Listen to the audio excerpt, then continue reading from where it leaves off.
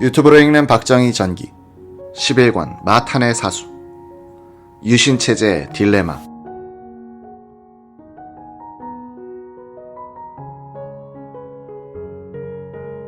(1974년) 가을 동아일보 기자들이 시작한 자유언론 실천선언을 계기로 전국의 기자들이 박정권 비판을 위한 조직에 나섰다.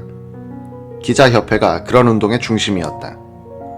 국제신보 기자협회 분회는 밝힘이란 소식지를 내면서 외부 압력으로 기사가 줄어들거나 사라지는 것을 감시하는 활동에 참여했다.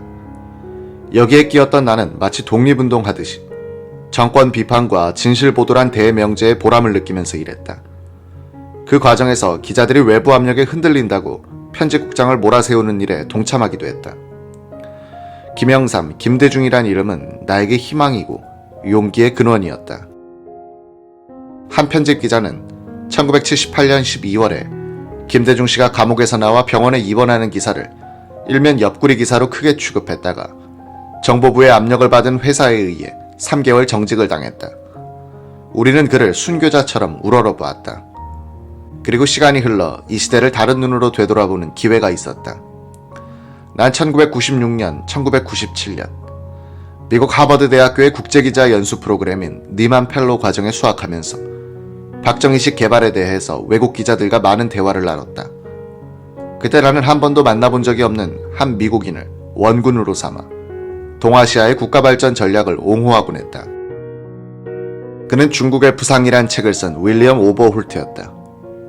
이 책에서 오버홀트는 중국의 근대화 전략이 박정희 모델을 따르고 있다고 하면서 한때 카터 대통령의 선고 참모였던 자신이 왜 박정희식 개발 전략의 정당성에 설득당하게 되었나를 흥미있게 설명하고 있다.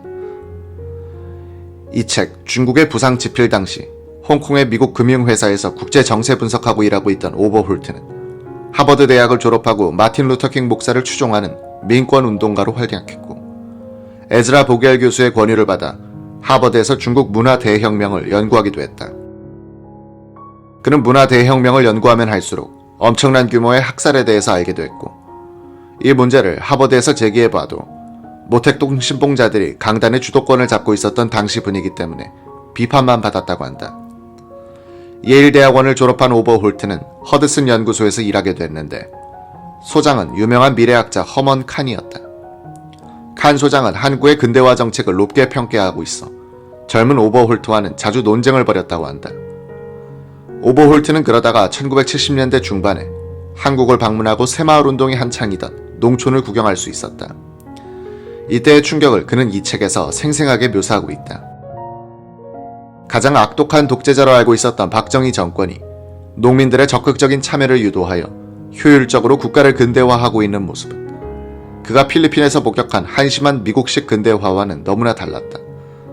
이 경험이 계기가 되어 그는 아시아의 권위주의적 정부를 바라보는 미국 학자, 정치인, 기자들의 위선적이고 도식적인 관점에 회의를 느끼게 됐다는 것이다. 1976년에 오버홀트는 카터 후보의 선거 참모로 들어가 대아시아 정책 그룹을 이끌게 됐다. 한국을 방문한 뒤 생각이 달라진 그에게 서구식 우월의식으로 꽉 찬 카터 진영의 참모들은 철없는 사람들로 비쳤다. 그때 카터 진영에서는 주한미군의 철수를 공약함으로써 독재 정권을 응징하는 인권 외교의 챔피언으로서 카터의 이미지를 조작하려고 했는데 이게 오버홀트에게는 바보짓으로 보였다. 오버홀트는 미국식 인권 개념을 한국에 그대로 적용하는 것은 역사와 문화의 발전 단계 차이를 무시한 미국식 오만으로 봤다. 이 경험 때문에 그는 1989년 6월에 천안문 사건 이후 중국의 인권 문제와 중국에 대한 최혜국 대우를 연계시키려는 미국의 정책을 비판적으로 보게 됐다고 한다.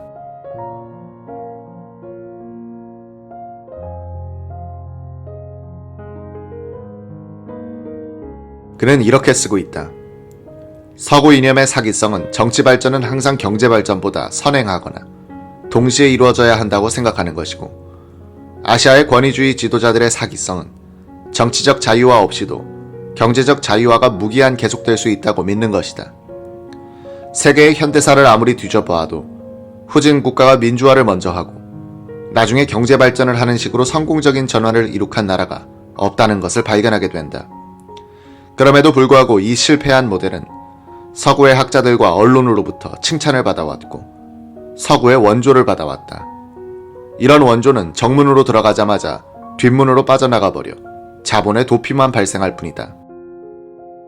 이와는 대조적으로 태평양 연안아시아 국가들의 경우에는 먼저 권위적 정부가 들어서서 근대적인 제도를 만들고 경제를 자유화하며 교육받은 중산층을 만들어낸다. 그러면 정치 지도자들이 정치적 변화를 원하든 원치 않든 자유와 민주주의가 등장하게 된다. 이 책에서 오버홀트는 후진국이 서구식 민주주의를 하려고 하면 실패할 수밖에 없는 세 가지 이유를 들었다. 첫째, 후진국엔 인기주의적 선동으로부터 국익을 지켜낼 수 있는 강력하고 현대화된 국가기구가 존재하지 않는다. 둘째, 후진국엔 농지개혁이나 국영기업의 민영화 같은 개혁을 저지하는 기득권 세력은 강하나 이를 극복하고 추진할 국가주의 세력은 약하다. 셋째, 후진국엔 분별력을 갖춘 교육받은 중산층이 약하다. 오버홀트는 이 세 가지를 합쳐서 후진국에서 민주주의의 정착을 불가능하게 하는 문제를 인기주의의 장벽이라고 이름지었다. 오버홀트는 박정희가 바로 이 포퓰리즘을 꺾고 민주주의로 가는 제도와 중산층과 국가적 개혁을 이룩한 사람이라고 평가했다. 박 대통령은 북한의 위협이 있음에도 집권하자마자 군사비를 삭감했다. 이런 일은 민간 정치인들이 절대로 할 수 없다. 그는 적대 관계에 있던 일본과 수교했다. 이것도 유권자들로부터 지지를 받을 수 없는 일이었다. 그는 사회주의적 경향이 강하고 외국인 혐오증이 심한 군중 심리를 누르고 외자 유치와 무역을 장려했다. 그는 수출을 지원하기 위하여 환율을 인하했다. 이는 남미의 정부라면 할 수 없는 조치다. 그 나라들의 지배층은 과대평가된 환율을 이용하여 사치품을 수입하고 외국에서 부동산을 사재기 때문이다. 박 대통령은 외국인의 투자를 환영하고 원자재와 기계류에 대한 관세를 내려 한국 기업의 경쟁력을 높였다. 이런 개혁은 사회주의적 성향의 지식인과 과보호에 안주하는 기업인으로부터 동시에 반발을 살 수 있는 일이라 민주주의를 채용하는 개도국에서는 불가능한 것이다. 박 대통령은 현대식 국가기구를 만드는 데 성공했다. 한국군은 미군보다도 더 효율적인 집단이 됐다. 그는 무능하고 부패한 장관과 은행가들을 추방하고 연구소를 만들어 미국에서 공부한 학자들을 초빙했다. 그는 이들의 고위 관료가 되도록 하여 세계에서 가장 능률적이고 날씬한 정부를 만드는 데 성공했다. 이에 반해 미국식 민주화를 추진한 필리핀의 아키노 대통령은 지지자들의 청탁을 받아 공무원들을 임명하다 보니 정부는 커지고 효율성은 떨어졌으며 유능한 장관들은 집단 이기주의의 희생물이 됐다. 박 대통령의 개혁이 그가 원하지 않았던 민주화의 조건들을 만들어 놓았다.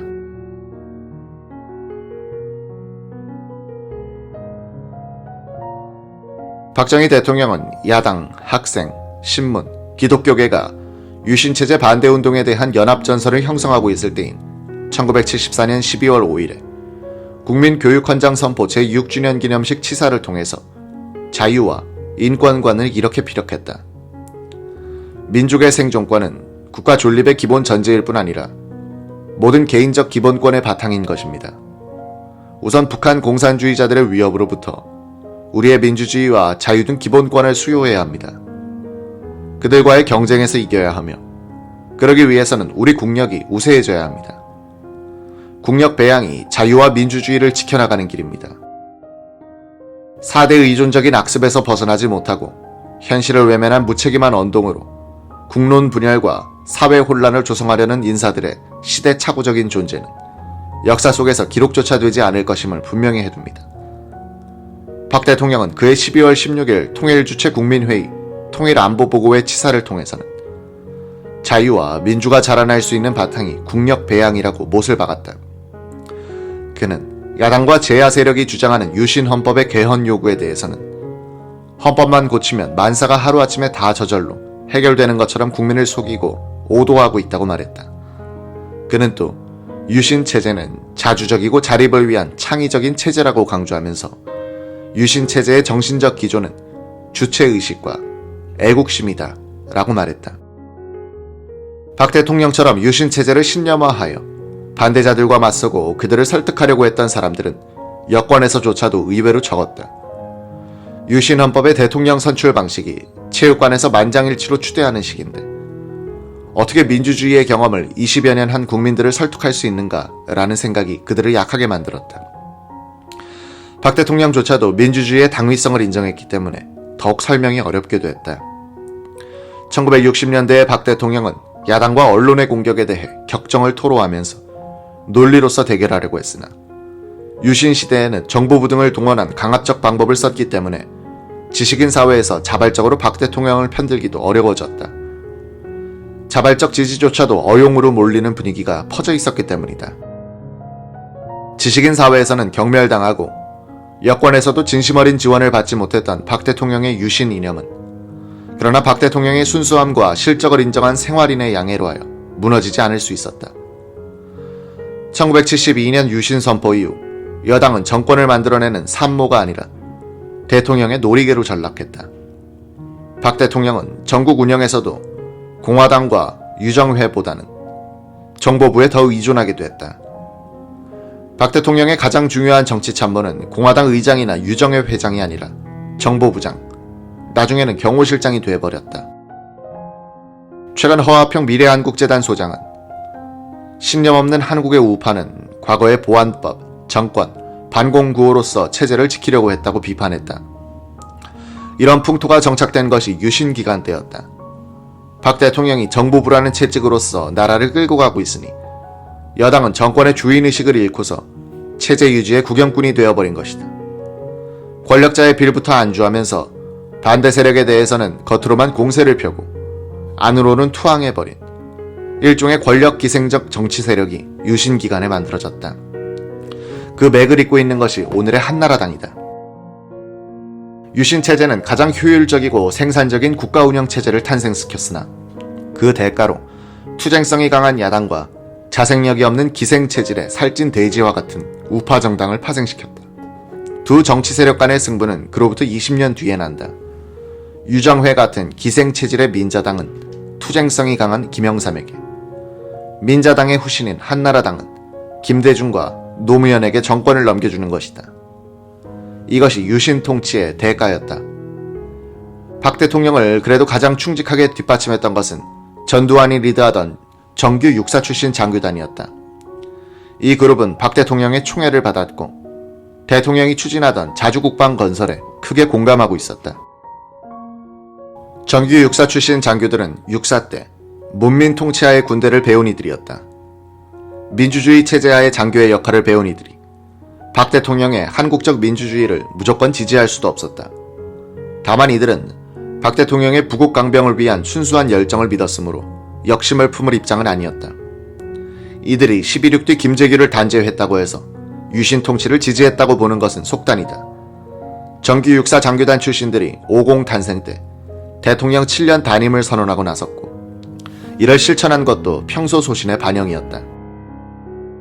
유신 시대의 박정희 통치 철학에 대해서 이를 자신의 신념으로 만들어 적극적으로 홍보하고 설득해간 드문 사람으로 꼽히는 사람은 대통령 공보수석 비서관이었다가 문공부 장관으로 옮겨갔던 김성진 씨다.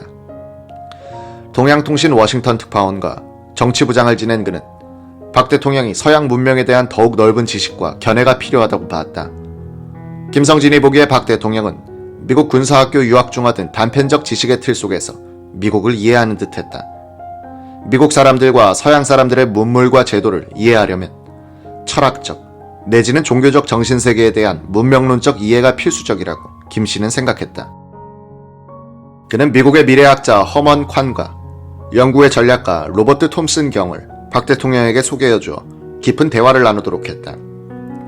청와대에서 박 대통령을 만난 톰슨 경은 자신이 말레이시아 고등 판무관으로 임명됐을 때 전임자가 가르쳐준 지혜를 이야기했다. 전임자가 이야기하기를 자네가 임지에 도착하거든 크건 작건 간에 우선 모든 권한을 한 손에 움켜쥐게. 그러나 그 권력을 사용하려 들지 말게. 그저 장악하고 있으면서 고등 판무관의 위엄과 위력을 과시하게 라고 하는 것이었습니다. 박정희 대통령은 이렇게 응수했다. 우리나라에도 옛날부터 되는 집안에서는 가장이 지팡이를 들고 새벽 일찍부터 집안을 둘러보며 집안일을 보살폈답니다. 그는 말을 듣지 않거나 게으름을 피우는 식구가 있으면 뒷짐을 진 채 지팡이를 흔들어 보이면서 호통을 치고 훈계합니다. 그러나 지팡이로 때리는 일은 없죠. 그저 때리는 신용을 할 뿐이죠. 두 사람은 권력의 상징성의 의견의 일치를 본 데 대하여 유쾌하게 웃었다고 한다. 박 대통령은 자신의 반대한 학생들이나 지식인들에 대해서 지팡이로 때리는 신용만 하는 식의 응수를 하려고 애썼다. 긴급조치 위반 혐의로 구속하여 중용을 선고받게 된 뒤 곧 석방시켜주는 방식이 되풀이됐다. 다만 반국가사범이나 정적에 대해서는 형량을 엄격히 적용했다. 사범학교 출신으로서 교사와 군 지휘관을 오랫동안 지낸 그는 반대자들에 대해서도 훈계조의 채찍을 들려고 했다. 김형효 교수는 공개적으로 새마을운동을 지지한 소수의 학자 중 한 사람이다. 그는 벨기에 루뱅 대학에서 철학 박사 학위를 받고 귀국했을 때 서양 철학에 젖어 있었다. 그는 박사 논문의 대상이었던 가브리엘 마르셀의 심취에 있었다. 마르셀은 인격 공동체의 가치를 중요시하고 혁명과 같은 열광성이 가진 사기성을 비판했다. 김 씨는 인간의 불행한 면을 강조하는 샤르트르가 싫었고 진실된 까미가 좋았다고 한다. 그는 귀국하여 장교 신분으로 공군사관학교 조교수로 일했다. 사관학교의 분위기는 딱딱했지만 부정과 협작을 배척하는 학생들의 정의감에는 느끼는 바가 많았다고 한다. 김 씨는 이 즈음 고민을 많이 했다. 서양 철학과 한국 현실에 너무 큰 괴리를 느꼈기 때문이었다. 그는 류승국 교수를 찾아가 동양 철학을 배우기 시작했다. 그는 이율곡과 원효를 좋아하게 됐다. 이율곡의 기발 이승 사상이 마음에 들었다. 기와 이, 즉 이상과 현실의 힘을 다 중시하고 조화시키려는 현실적인 학문 자세가 좋아졌다는 것이다. 김 교수는 조선 왕조시대 지식인의 정신사를 이렇게 이해했다. 개국 초기 두 가지 타입의 지식인이 있었다. 정도전은 현실, 정몽주는 이상을 중시했다. 조선조 시대에는 이 두 흐름이 줄곧 대치, 교차하면서 갈등하는 바람에 지식사회의 에너지가 탕진돼 갔다. 정도전을 계승한 학자들은 관학이라 하여 권력에 봉사하는 바 되었다. 정몽주의 맥을 잇는 학자들은 급진 이상론을 펴기 시작했으니 조광조가 그 대표다. 조광조의 실패 이후 이상파들은 현실에서 물러나 학문과 교육에만 힘썼다. 이율곡은 이 두 흐름을 종합하려 하나 당쟁에 휘말려 실패하고 만다. 관학은 이념이 없는 출세주의로 흘러 타락해버린다. 말기에 실학이 나왔지만 실학의 이상은 현실 권력의 뒷받침을 못 받아 실험으로만 그친다. 정몽주에서 시작된 순수주의는 일제시대에는 독립운동으로 나타났고 해방 뒤에는 지식인의 비판적 의식을 지배하게 된다. 이 순수주의는 현실을 이상 속에서 증발시켜버리고 흑백 논리를 몰고 올 위험성을 늘 갖고 있다. 순수주의, 저항주의는 무엇을 창조하고 책임지는 자리에 서면 공허해진다. 이러한 생각에서 그는 박 대통령의 전통 문화를 중시하는 자세나 새마을운동을 좋아하게 됐다고 한다. 그는 박 대통령을 생전에 한 번도 만난 적이 없었다고 한다. 그는 어용이란 비난을 학생들로부터 많이 받았는데 나는 학자로서 양심에 따라 행동했을 뿐이다 라고 했다. 당시 대학가는 박 대통령을 완전히 부정하는 분위기였습니다. 어떤 현상에도 양면이 있는 법인데 그러한 완전 부정은 비과학적이며 그 자체가 또 다른 폭력이라고 생각했습니다. 자유업계는 피차 마찬가지였습니다. 박 대통령을 비판할 자유는 물리적 폭력에 의해, 지지할 자유는 여론이란 폭력에 의해 억압을 받았습니다. 우리 가족에게 협박 전화도 많이 왔어요. 이런 흑백 논리는 양쪽에 다 책임이 있어요. 저는 저항과 과학적 비판은 다르다고 생각했습니다. 박 대통령이 아무리 나빠도 0.001%쯤은 좋은 점이 있을 테고 저는 그 0.001%의 좋은 점을 대변하고 싶었을 따름입니다. 박 대통령의 단점은 통치 철학이 그 개인에게 중속됐다는 점입니다. 그가 이념에 종속돼야 하는데 말입니다. 그는 11.6 뒤에도 박 대통령을 계속 옹호했다. 국장 때 TBC TV에서 좌담회를 하는데 저를 불러요. 주변에서는 시대가 바뀌었다고 말렸지만 나갔습니다. 저와 상대하게 돼 있었던 어느 원로는 박 대통령의 총애를 많이 받은 분인데 그 자리를 피하더군요. 인심무상을 느꼈습니다. 저는 그 자리에서 공자가 제 나라의 광중을 평가한 말을 빌려 박 대통령과 같은 현실주의자의 역사적인 역할을 긍정적으로 말했습니다. 1980년 봄에 저에 대한 중상과 비방이 쏟아져 저는 교수라는 직업의 환멸을 느끼고 차라리 행상이나 하겠다는 각오로 사표까지 썼습니다. 우리나라에는 모든 목표를 한꺼번에 이루겠다는 동시적 이상주의의 환상이 있습니다. 역사라는 것은 그 국민의 평균 실력만큼만 발전하는 것이지 만병통치약은 역사엔 절대 없습니다.